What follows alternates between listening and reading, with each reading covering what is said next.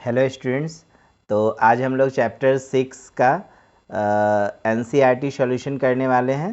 ठीक है, तो इससे पहले मैंने आपको इसके सारे रिवीजन नोट्स करवा दिया हूँ।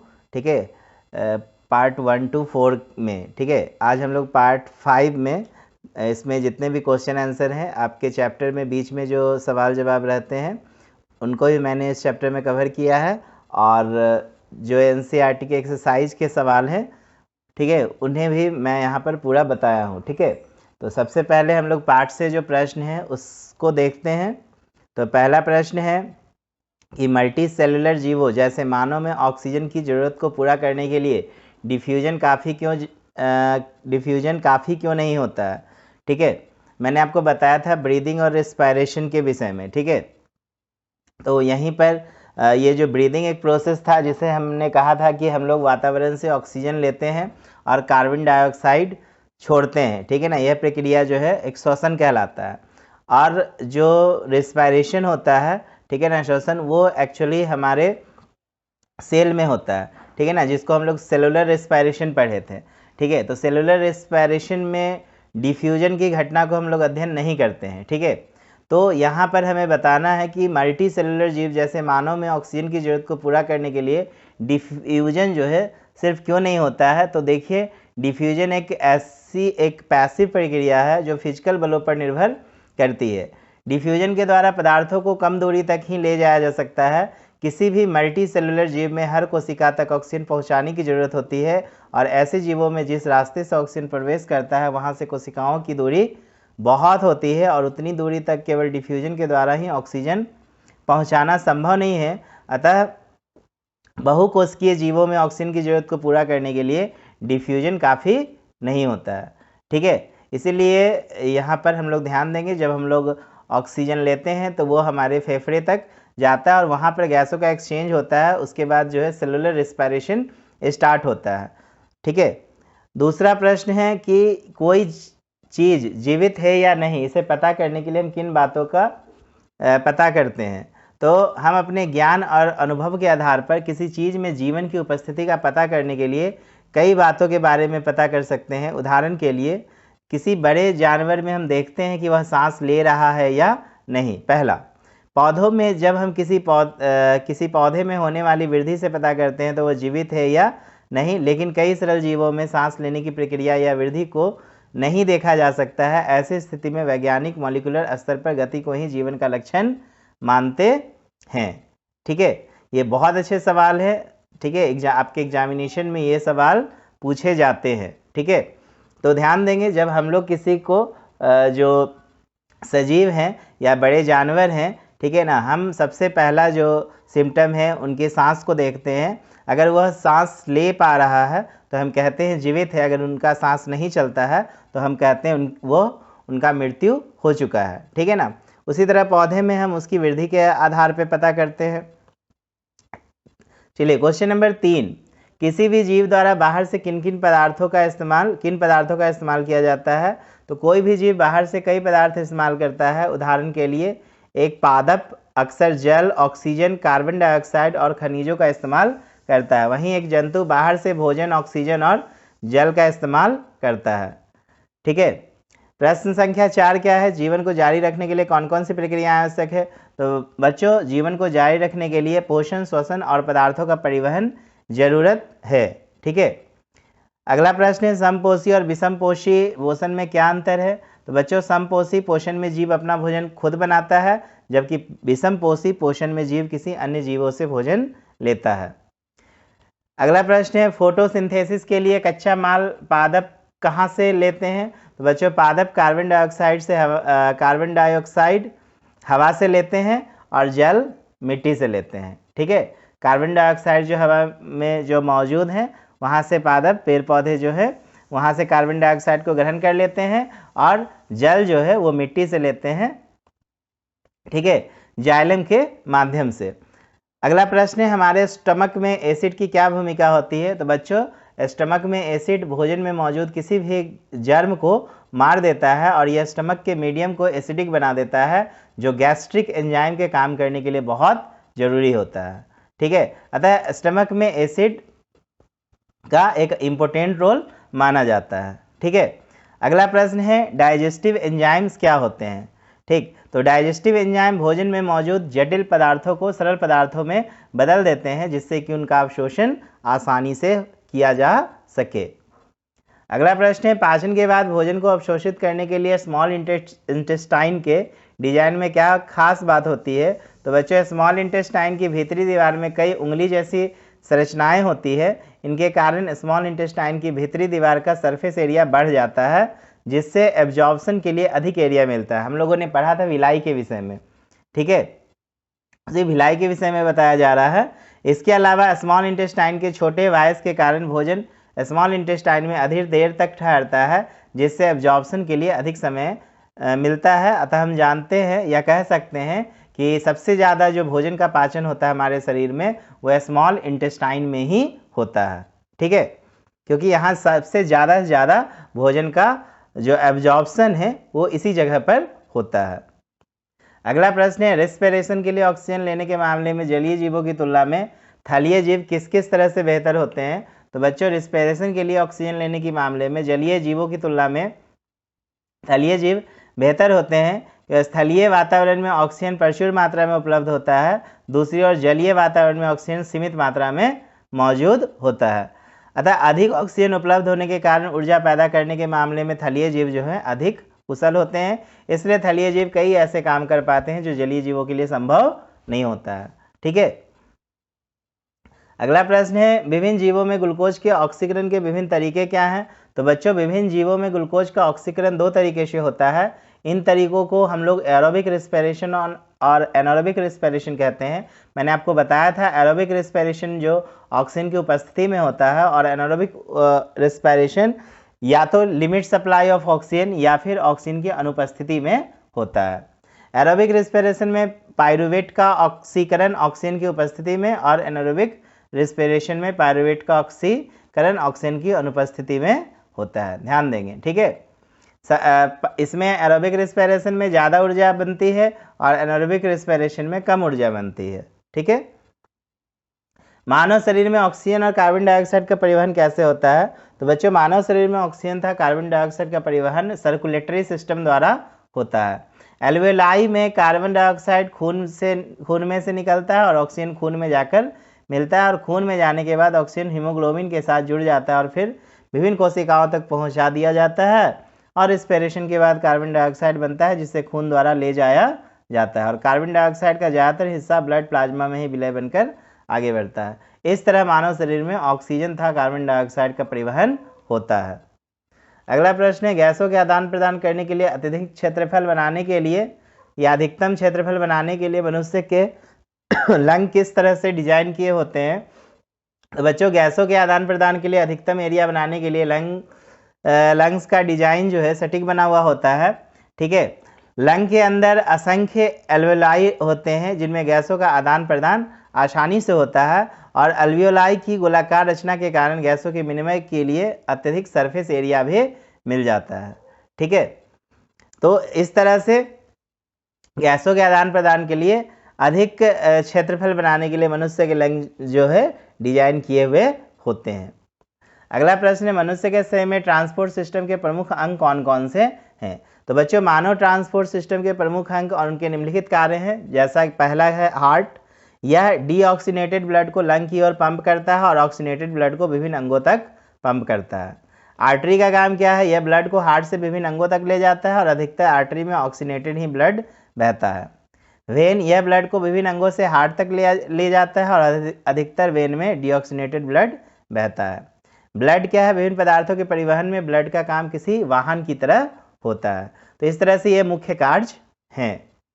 अगला प्रश्न है मैमल और बर्ड में ऑक्सीनेटेड और डीऑक्सीनेटेड ब्लड को अलग अलग रखना क्यों जरूरी होता है। तो बच्चों, मैमल और बर्ड गर्म खून वाले जंतु होते हैं, यानी अपने शरीर के तापमान को खुद नियंत्रित करते हैं, इसलिए इन जंतुओं में ऊर्जा की ज़रूरत होती है और इस ज़रूरत को पूरा करना डबल सर्कुलेशन के लिए संभव है और विभिन्न ऊतकों द्वारा ऑक्सीजन की समुचित सप्लाई के मामले में सिंगल सर्कुलेशन की तुलना में डबल सर्कुलेशन अत्यधिक सक्षम होता है। इसलिए मैमल और बर्ड में ऑक्सीनेटेड और डीऑक्सीनेटेड ब्लड को अलग अलग रखना काफ़ी ज़रूरत होता है। ठीक है, बहुत अच्छे सवाल है, ये भी एग्जाम में आप आ सकते हैं, इंपॉर्टेंट प्रश्न थे। अगला प्रश्न है, एक जटिल प्लांट के ट्रांसपोर्ट सिस्टम के मुख्य अवयव क्या होते हैं? तो बच्चों जाइलम और फ्लोएम। जाइलम जल को ले जाता है, ठीक है ना, पूरे पौधे में जो जल पहुंचाने का काम होता है ये जाइलम टिश्यू के द्वारा होता है, और फूड जो होते हैं पहुंचाने का काम जो होता है फ्लोएम टिश्यू के द्वारा होता है। अगला प्रश्न है, प्लांट में पानी और खनिज का ट्रांसपोर्ट कैसे होता है? तो प्लांट में पानी और खनिज का ट्रांसपोर्ट जाइलम के द्वारा होता है, और जाइलम एक कॉम्प्लेक्स टिश्यू होता है जो प्लांट के विभिन्न भागों में पाइपलाइन बनाता है, और पानी रूट प्रेशर के कारण रूट में पहुंचता है, और पानी तने में कुछ ऊंचाई तक कैपिलरी एक्शन के कारण पहुंचता है, और उसके बाद एडेशन, कोहेशन और ट्रांसपीरेशन के संयुक्त प्रभाव के कारण पानी किसी पेड़ की सबसे ऊंची शाखा तक भी पहुंचता है, ठीक है ना। इस तरह से प्लांट में पानी और खनिज का ट्रांसपोर्ट होता है। अगला प्रश्न है, प्लांट में भोजन का ट्रांसपोर्ट कैसे होता है? तो बच्चों भोजन का ट्रांसपोर्ट फ्लोएम द्वारा होता है, और जाइलम से होकर पानी का परिवहन भौतिक फोर्स के प्रभाव में होता है, लेकिन फ्लोएम से होने वाले भोजन के ट्रांसपोर्ट में ऊर्जा खर्च होती है, और भोजन को उसके निर्माण स्थल से स्टोरेज की जगह पर और फिर उसके उपयोग की जगह पर ले जाया जाता है। इस तरह से फ्लोएम में जो परिवहन होता है वो दोनों दिशाओं में होता है। इस तरह से प्लांट में भोजन का भी ट्रांसपोर्ट होता है। अगला प्रश्न है, नेफ्रॉन की रचना और काम का वर्णन करें। तो बच्चों नेफ्रॉन में एक कप के आकार का भाग होता है जिसे हम लोग बोमेंस कैप्सूल कहते हैं, ठीक है, और इस कप के अंदर कैपिलरी का एक गुच्छा रहता है जिसे ग्लोमेरुलस कहा जाता है, और ब्लड जब ग्लोमेरुलस में आता है तो बोमेंस कैप्सूल के अंदर के हाई प्रेशर के कारण ब्लड में से नाइट्रोजनस वेस्ट छन जाता है, और यह वैसे ही होता है जैसे किसी छन्ने से किसी चीज़ को छाना जाता है। इसके बाद फिल्ट्रेट एक अत्यंत घुमावदार ट्यूब से होकर अंत में कलेक्टिंग डक्ट में पहुंचता है, और जब फिल्ट्रेट इन ट्यूब से गुजरता है तो इसमें पानी और साल्ट को फिर से अवशोषित करके ब्लड सप्लाई में भेज दिया जाता है, और आखिर में यूरिन बनता है जो पहले कलेक्टिंग डक्ट में पहुंचता है और फिर यूरेटर से होते हुए यूरिनरी ब्लडर में पहुंचता है। इस तरह से नेफ्रॉन की रचना होती है, ठीक है। हम लोग यूनिटरी सिस्टम में पढ़े भी थे इस पॉइंट्स को।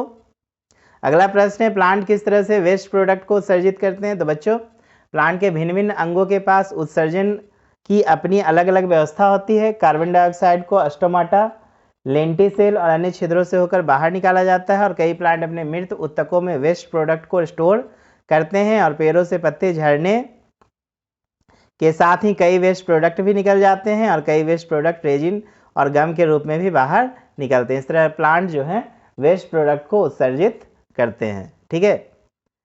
मानव शरीर से निकलने वाली यूरिन की मात्रा किस तरह से नियंत्रण में रखी जाती है? तो बच्चों मानव शरीर से निकलने वाली यूरिन की मात्रा कई कारकों द्वारा नियंत्रित होती है। यह ब्लड में मौजूद पानी की मात्रा, वेस्ट पदार्थों की मात्रा पर भी निर्भर करता है, और यदि ब्लड में ज़रूरत से अधिक पानी होता है तो यूरिन की मात्रा भी बढ़ जाती है, और यदि शरीर में डिहाइड्रेशन होता है तो भी उस समय यूरिन की मात्रा घट जाती है ताकि पानी का संरक्षण हो सके। यह हार्मोन और नर्वस सिस्टम के द्वारा भी नियंत्रित होता है, ठीक है। ये भी अच्छे सवाल है, मानव शरीर से निकलने वाले यूरिन की मात्रा किस तरह से नियंत्रित रखी जाती है, सवाल पूछे जाते हैं, ठीक है। और ये बहुत अच्छे पॉइंट्स मैंने लिखा है कि यदि ब्लड में ज़रूरत से अधिक पानी होता है तो भी यूरिन की मात्रा बढ़ जाती है, और यदि शरीर में डिहाइड्रेशन होता है तो यूरिन की मात्रा जो है घट जाती है ताकि पानी का संरक्षण हो सके, ठीक है ना। और यह हार्मोन और नर्वस सिस्टम के द्वारा ही नियंत्रित किया जाता है। अब हम लोग एनसीईआरटी के अभ्यास प्रश्न को देखेंगे, ठीक है। तो बच्चों पहला प्रश्न दिया हुआ है एक्सरसाइज में कि किडनी किस सिस्टम का अंग है? न्यूट्रिशन, उत्सर्जन, रेस्पिरेशन, ट्रांसपोर्टेशन। तो बच्चों अभी हम लोगों ने जस्ट अध्ययन किया था, ठीक है, कि किडनी जो है उत्सर्जन का एक अंग है, ठीक है ना। अगला है प्लांट में जाइलम का काम क्या होता है? तो बच्चों प्लांट में जाइलम का काम पानी का परिवहन करना होता है। अगला प्रश्न है समपोषी पोषण में किस की जरूरत पड़ती है? तो समपोषी ऑटोट्रॉफिक मोड ऑफ न्यूट्रिशन कहते हैं, तो इसमें कार्बन डाइऑक्साइड, पानी की जरूरत पड़ेगी, क्लोरोफिल की भी जरूरत होती है, सूर्य की रोशनी की भी जरूरत होती है, अतः हम कह सकते हैं इनमें सभी की जरूरत होती है। अगला प्रश्न है कोशिका के किस भाग में पाइरूवेट के टूटने से कार्बन डाइऑक्साइड, पानी, ऊर्जा निकलती है? तो बच्चों माइटोकॉन्ड्रिया याद रखेंगे, ठीक है। माइटोकॉन्ड्रिया के टूटने से, ये हम लोग पावर हाउस भी कहते हैं, power house of the cell, energy बनने का काम होता है, ठीक है। तो याद रखोगे कोशिका के किस भाग में पायरुवेट के टूटने से कार्बन डाइऑक्साइड पानी ऊर्जा निकलती है, तो माइटोकॉन्ड्रिया से निकलती है। ठीक है, अगला प्रश्न है हमारे शरीर में फैट का डाइजेशन कैसे होता है और यह किस अंग में होता है। तो बच्चों फैट का डाइजेशन स्मॉल इंटेस्टाइन में होता है और ये निम्नलिखित तरीके से होता है। पहला, बाइल द्वारा फैट का इमल्सिफिकेशन होता है, यानी फैट को छोटे छोटे कणों में तोड़ा जाता है, first point. Second point, lipase नामक एंजाइम फैट पर काम करता है और इसे पहले डाई या मोनोग्लिसराइड में बदल देता है और उसके बाद लाइपेज डाई या मोनोग्लिसराइड को फैटी एसिड और ग्लिसरॉल में बदल देता है और इस तरीके से फैट का डाइजेशन स्टार्ट हो जाता है। ठीक है, फिर अगला प्रश्न, भोजन के डाइजेशन में सलीवा की क्या भूमिका होती है। तो बच्चों भोजन के डाइजेशन में सलीवा की मुख्य भूमिका है, जैसे यह भोजन को चिकना बना देता है ताकि भोजन को निकलने में हमें आसानी हो, तथा सलेवरी एमाइलेज द्वारा स्टार्च का डाइजेशन होता है। हम लोग डाइजेस्टिव सिस्टम में पहला पार्ट्स में यह अध्ययन किए थे। अगला प्रश्न है संपोषी पोषण के लिए जरूरी कारक क्या है, संपोषी पोषण का बाय प्रोडक्ट बताओ। तो संपोषी पोषण के लिए जरूरी कारक है सूर्य की रोशनी, कार्बन डाइऑक्साइड, पानी और क्लोरोफिल। ठीक है, और ये इसका बाय प्रोडक्ट जो देता है हमारे लिए ऑक्सीजन देता है। अगला प्रश्न है एरोबिक और एनारोबिक रेस्पिरेशन में क्या अंतर है। एरोबिक रेस्पिरेशन करने के कुछ जीवों के नाम बताओ। तो बच्चों एरोबिक रेस्पिरेशन और एनारोबिक रेस्पिरेशन में निम्नलिखित अंतर है। पहला, ऑक्सीजन की उपस्थिति में एरोबिक रेस्पिरेशन होता है, जबकि एनारोबिक रेस्पिरेशन ऑक्सीजन की अनुपस्थिति में होता है। दूसरा अंतर है कि एरोबिक रेस्पिरेशन एरोबिक रेस्पिरेशन में ग्लूकोज का संपूर्ण ऑक्सीडेशन होता है, जबकि एनारोबिक रेस्पिरेशन में ग्लूकोज का ऑक्सीकरण संपूर्ण नहीं होता। एरोबिक रेस्पिरेशन में आखिर में कार्बन डाइऑक्साइड बनता है, जबकि एनारोबिक रेस्पिरेशन में आखिर में लैक्टिक एसिड या एथेनॉल बनता है। एरोबिक रेस्पिरेशन में ग्लूकोज के प्रत्येक अणु के हिसाब से अधिक ऊर्जा निकलती है, जबकि एनारोबिक रेस्पिरेशन में ग्लूकोज के प्रत्येक अणु के हिसाब से बहुत कम ऊर्जा निकलती है। एरोबिक रेस्पिरेशन मुख्यतः मनुष्य, पक्षी, हरे पादप में होते हैं और एनारोबिक रेस्पिरेशन बच्चों ईस्ट, बैक्टीरिया इत्यादि में होते हैं। अगला प्रश्न है अल्वेओलाई का डिजाइन किस तरह से गैसों का आदान प्रदान के लिए सटीक बना होता है। तो बच्चों अल्वेओलाई का आकार एक गोले की तरह होता है और गोलाकार के कारण सरफेस एरिया अधिकतम होता है और अल्वेओलाई में ब्लड कैपिलरी प्रचुर मात्रा में होती है और इन कैपिलरी की पतली दीवार के कारण गैसों का डिफ्यूजन भी आसानी से होता है। ठीक है, अगला प्रश्न है हीमोग्लोबिन की कमी से क्या नुकसान हो सकता है। तो बच्चों हीमोग्लोबिन का काम है ऑक्सीजन को ऊतकों तक पहुंचाना और यदि हीमोग्लोबिन की कमी होगी तो ब्लड में ऑक्सीजन की सप्लाई कम हो जाएगी, इससे कोशिकाओं को कम ऑक्सीजन मिलने लगेगा, फिर कोशिका कम ऊर्जा बना पाएगी और कम ऊर्जा बना पाएगी तो हमें कमजोरी होगी। ठीक है ना, हम सर्वाइव अच्छे से कर नहीं पाएंगे। अतः हीमोग्लोबिन की कमी से आदमी को कमजोरी महसूस होगी और हमेशा थका थका महसूस करेगा। अगला प्रश्न है डबल सर्कुलेशन का वर्णन करें तथा डबल सर्कुलेशन का महत्व बताएं। बच्चों एक कार्डियक साइकिल में ब्लड 2 बार हार्ट से होकर गुजरता है। ठीक है, हम लोगों ने पढ़ा था। ठीक, कि डीऑक्सीनेटेड ब्लड जो है लेफ्ट पार्ट से होकर गुजरता है, ऑक्सीनेटेड ब्लड जो है राइट पार्ट से पूरे शरीर में आता है, पूरे शरीर तक पहुंचता है। ठीक है, और डीऑक्सीनेटेड ब्लड पूरे शरीर से, ठीक है, कार्बन डाइऑक्साइड युक्त ब्लड को जो है हार्ट में लाता है। तो इस तरह से हार्ट में ब्लड 2 बार आता है। ठीक है, तो 2 बार आने की प्रक्रिया को ही हम लोग क्या कहते हैं, डबल सर्कुलेशन। डबल सर्कुलेशन के कारण ये जीव ऊर्जा पैदा करने के मामले में अत्यधिक कुशल होते हैं, इसलिए मैमल और पक्षी वार्म ब्लडेड एनिमल होते हैं। यदि कहने का मतलब इनका खून जो होता है काफ़ी गर्म होता है। अगला प्रश्न है बच्चों जाइलम और फ्लोएम से होने वाले ट्रांसपोर्ट में क्या अंतर है। ठीक है, तो बच्चों जाइलम में पानी और खनिज का परिवहन होता है जाइलम ट्रांसपोर्ट के जरिए, और फ्लोएम में सिर्फ भोजन का परिवहन होता है। ठीक है, जाइलम में भौतिक बलों के कारण होता है, फ्लोएम ट्रांसपोर्ट जो है इसमें ऊर्जा की खपत होती है। जाइलम ट्रांसपोर्ट ये एक ही दिशा में होता है, जबकि फ्लोएम ट्रांसपोर्ट जो होती है दोनों दिशाओं में होता है। अगला प्रश्न है एल्वेलाई और नेफ्रॉन की तुलना करें। तो बच्चों एल्वेलाई इसकी दीवार पतली होती है, इसमें प्रचुर मात्रा में ब्लड कैपिलरी होता है, जबकि नेफ्रॉन एक कप के आकार की रचना होती है और यह इसमें कई ट्यूब्यूल होते हैं। दूसरा, पदार्थों का आदान प्रदान डिफ्यूजन के कारण होता है एल्वेलाई में, जबकि नेफ्रॉन में पदार्थों का आदान प्रदान उच्च दाब के कारण होता है। एल्वेलाई में ऑक्सीजन को ब्लड में भेजा जाता है और कार्बन डाइऑक्साइड ब्लड से निकलता है, जबकि नेफ्रॉन में ब्लड से बेकार पदार्थ बाहर निकलते हैं। ठीक है, इस तरह से हम लोगों का सारा प्रश्न उत्तर समाप्त होता है और ये चैप्टर की भी एंडिंग होती है। आई होप आपको ये सारे प्रश्न समझ में आए होंगे। आप इसे रिवाइज करें, रिमेंबर करें, याद रखें। इसके बाद हम लोग चैप्टर नंबर 7 नेक्स्ट लेक्चर में स्टार्ट करेंगे। Okay, thank you.